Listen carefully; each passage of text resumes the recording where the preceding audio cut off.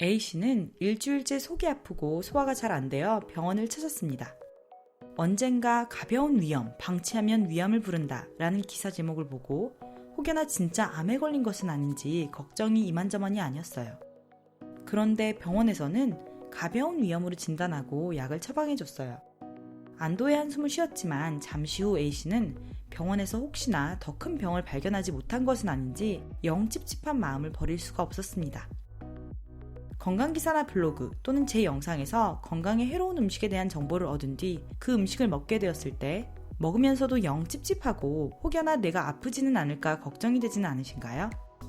그리고 갑자기 몸 어딘가가 아프면 큰 병이 온 것은 아닐까 걱정되어 두려움에 떨다 병원에 가서 비싼 비용을 들여가며 이런저런 검사를 하지는 않으신가요?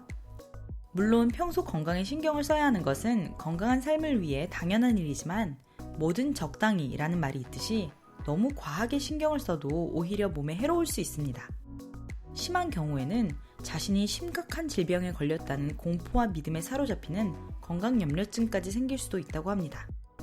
이 영상에서는 혹시 우리가 건강염려증에 해당되는지 확인해 본 후 어떻게 건강정보를 통해 장점만 얻어내고 건강염려증이 아닌 그저 건강하고 행복한 삶으로 발전시킬 수 있을지 다뤄볼게요. 영상 오른쪽 밑에 빨간 구독 버튼 누르신 후 종 모양 누르시고 건강 관련 유익한 영상을 제일 먼저 만나보세요. 다음 10가지 항목을 보시고 본인이 몇 가지에 해당하는지 한번 살펴보세요. 첫 번째, 평소 감염과 같은 문제가 두려워 외출을 자제하는 편이다. 두 번째, 정기적으로 챙겨 먹는 약이 4가지 이상이다. 세 번째, 지금 건강검진을 받으면 분명 이상이 나올 것이다.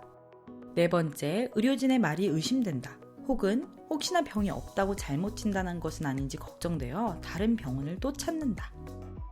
다섯 번째, 노화로 인해 아플 걸 생각하면 벌써 걱정되고 우울하다. 여섯 번째, 신체적 증상 및 문제점이 수시로 바뀐다. 일곱 번째, 건강에 대한 자신이 없다. 여덟 번째, 신체의 한 부분이 장기적으로 아프다. 아홉 번째, 건강 관련 책이나 정보를 자주 들여다보는 편이다. 열 번째, 건강에 좋은 먹거리를 가려서 먹는 편이다. 혹시 이 중에서 몇 가지에 해당하시나요? 만약 3개에서 5개에 해당된다면 건강에 대해 불안함을 느끼는 수준이고 6개 이상이라면 건강에 대한 걱정이 과한 수준이라고 합니다. 아마도 제 채널을 즐겨보시는 분들이라면 여러 항목에 해당하는 경우가 많을 텐데요. 저도 처음에 건강에 관심을 가지고 공부를 시작했을 때 저 질문에 상당히 많이 해당되었고 식단과 생활 습관에 대한 강박증을 가진 적이 있어요. 수면의 중요성에 관하여 알고 난 뒤 평소 12시가 넘어서 자는 습관이 배어 있는데 갑자기 10시에 잠들어야 한다는 강박관념에 잠이 오지 않는데도 불구하고 억지로 일찍 누워 몸부림을 치다 오히려 새벽에 잠든 경험이 있어요.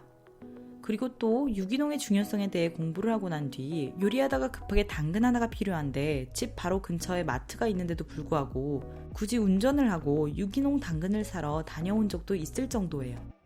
하지만 저는 더 이상 앞서 말씀드린 건강염려증 항목에 많이 해당되지 않고 식단과 생활 패턴에 대한 강박증에 사로잡혀 있지 않아요.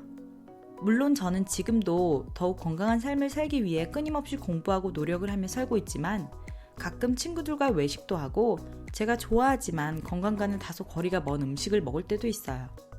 그리고 가급적이면 유기농 재료를 사용하지만 갑자기 재료가 없다고 차를 타고 먼 거리를 달려가는 일도 없고요. 스트레스에 관한 제 영상이나 생각의 힘에 관한 제 영상에서도 확인하실 수 있는 것처럼 신체는 단순한 기계가 아니기에 우리의 생각과 의식의 중요성에 대한 부분도 함께 신경 써야 합니다.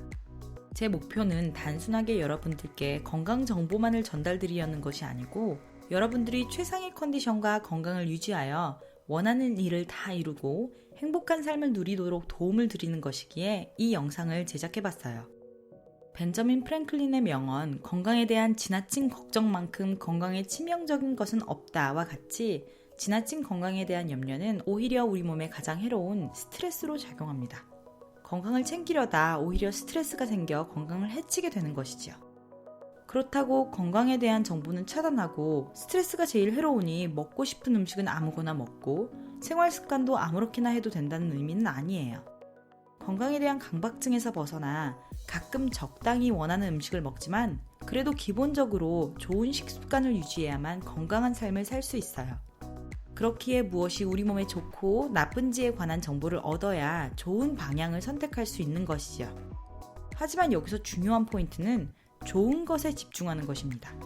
예를 들어 음식을 튀기면 발암물질이 생성되어 몸에 해로우나 살짝 데치거나 저온 조리는 영양소 손실을 최소화할 수 있다라는 정보를 접하고 난 뒤 앞으로 가급적이면 저온 조리를 하도록 노력을 하되 어쩌다 튀긴 음식을 먹을 때는 가끔 자신을 위한 보상이란 생각과 함께 맛있게 먹고 저온 조리를 한 음식을 먹을 때는 음식의 풍부한 영양소에 집중하도록 의식적으로 노력을 하는 것이죠.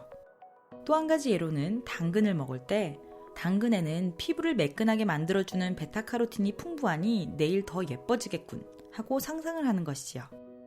실제로 어떤 생각을 하고 먹느냐에 따라 그 음식의 영양소 흡수율이 달라진다는 연구 결과도 있습니다. 부정적인 생각을 하면 그 자체가 스트레스로 작용하여 스트레스 호르몬을 분비하기에 건강을 생각한다면 긍정적인 면을 바라봐야 합니다.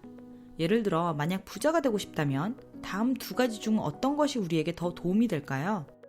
첫 번째, 백만장자들의 10가지 습관. 두 번째, 백만장자들이 하지 않는 행동 10가지. 만약 이 두 가지 제목의 책이 있다면 첫 번째인 백만장자의 10가지 습관을 읽어보지 않을까요? 물론 그들이 하지 않는 행동 10가지를 함께 알고 이를 피한다면 더욱 도움이 되겠지만 그 내용을 가지고 매번 내가 하는 행동에 죄책감을 가지는 것보다는 백만장자의 10가지 습관을 의식적으로 따라하는 것이 훨씬 도움이 될 거예요. 건강정보도 마찬가지로 우리 몸에 좋은 것과 해로운 것의 정보는 어때?